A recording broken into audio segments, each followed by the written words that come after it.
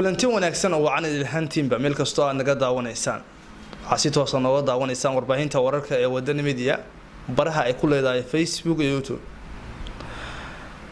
waxaan waraysi gaar ah la yeelan doonaa Maxamuud Xare oo kamid ah aqoon-yahanada caasimadda dowladda Puntland ee Garowe ku nool waraysigan khaaska ah waxaan doorka dhalinyarada iyo xisbiyada Puntland ay ku dhawaaqday 17 xisbi intaan u gudbin ugu horeyn Xareed ku soo dhawow warbaahinta wararka ee wadani media aad baan ugu dhawahay warbaahinta wararka ee wadani media waxaan rabaa marka koowaad inaan mahad celiyo warbaahinta wararka ee wadani media xafiiskeeda Garowe waxaan leeyahay shaqo badan baa bulshada u haysaaniin shaqo badan baad wadaaniin waa ku mahadsantihiin kulli waxa weeye shaqada muhiimka ah ee aad bulshada u haysaan waa dhawaay assalaamu calaykum mudane Xareed sidee u aragtaa in Puntland dabcan ay u gudbayso nidaamka xisbiyada badan waa mahadsantahay Shinow barnaamijkan xisbiyada badan ee Puntland ay u gudubtay oo waqtigan la isla qaatay waa barnaamij muddo badan dadka reer Puntland ku taameeyeen waqti badan oo hore la isku dayay aan filayo dadna ay isku dayeen madaxdeena hore ay isku dayeen inay sameeyaan waliba ay u suurta gali jireen waqtigu ka dhici jiray xukuumadii ka horeysay xukuumadan tii ka sii horeysay mudane Cabdiraxmaan Maxamed Faroole uu ka ahaa madaxweynaha xukuumadda ka ahaa Cabdisamed xukuumadda waxay isku dayday si official ah in ay u dhaqan geliso barnaamijkan xisbiyada badan waliba ay bulshadu baahi badan iyagoo u qaba danaynaya in ay helaan barnaamijkaas qof iyo cod inay u gudbaaniin laakiin ma aysan suurto gelin iyadoo ay dadku aaneynayeen waqtiga oo koobnaa oo waqti dambe la bilaabay iyadoo ay dadku aaneynayeen waqti xogaa inay dawladdu si kale u barashar garaynayso ay awood u saarayso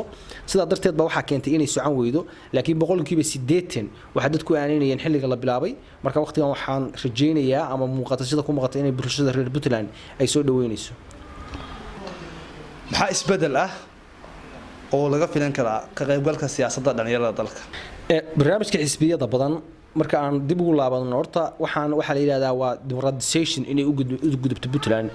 markii Puntland la durayo oo laga sheekeynayo Puntland aslan waxa la yiraahdaa waxay ka gaabisay qaybta maamulka marka laga hadlayo waxyaalaha la rabay in maamulku qabto waxa kamid ah oo ay ka gaabisay sabab kasta ha keenene cidii doontaana eedda ha lahaato waxa laga yaabaa inaysan xukuumaddu aysan lahayn xukuumadaha goorta jiray laakiin ay waxyaalo kala gedisan jiraan oo caqabado ka tira badan jiraan laakiin waxa la yiraahdaa waxyaalaha aslan ba ay ka gaabisay waxyaalaha kamid ah oo dawladnimada iyo maamulka kamid ah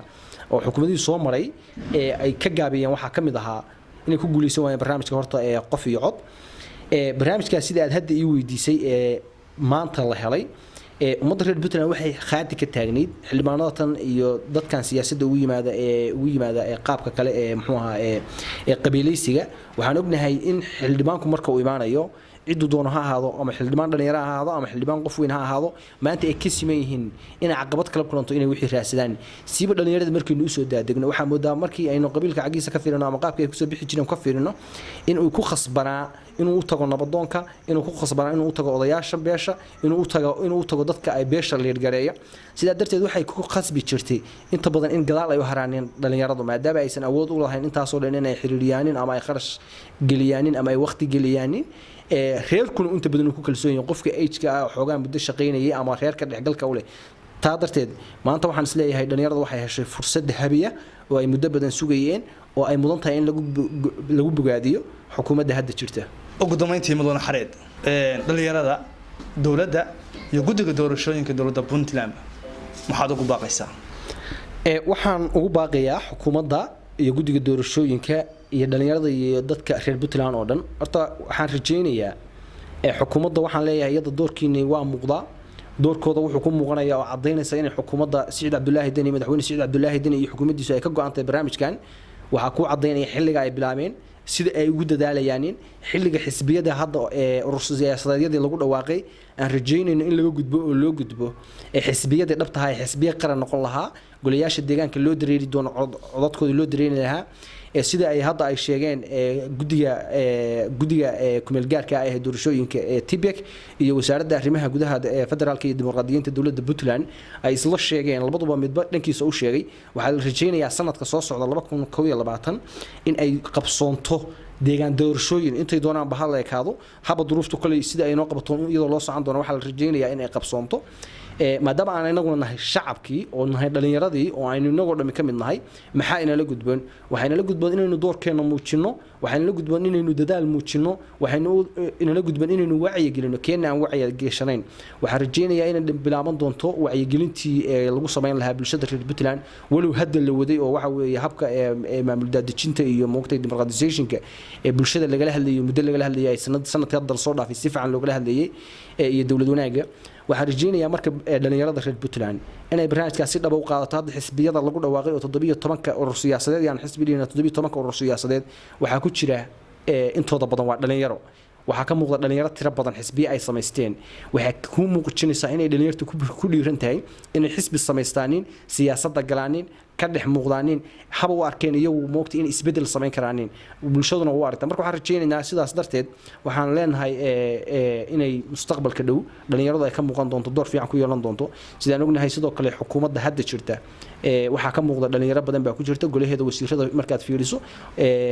fiiriso waxyaabo dadka hadda soo baxaya oo maxkamadaha iyo meelaha ku soo baxaya markaad fiiriso shaqooyinka cusub qabanaya waxa moodaa inay dhalinyaradu u badan tahay baarlamaanka laftiisa wuxuu u badan yahay waqtiga kan dhalinyaradu u badan yahay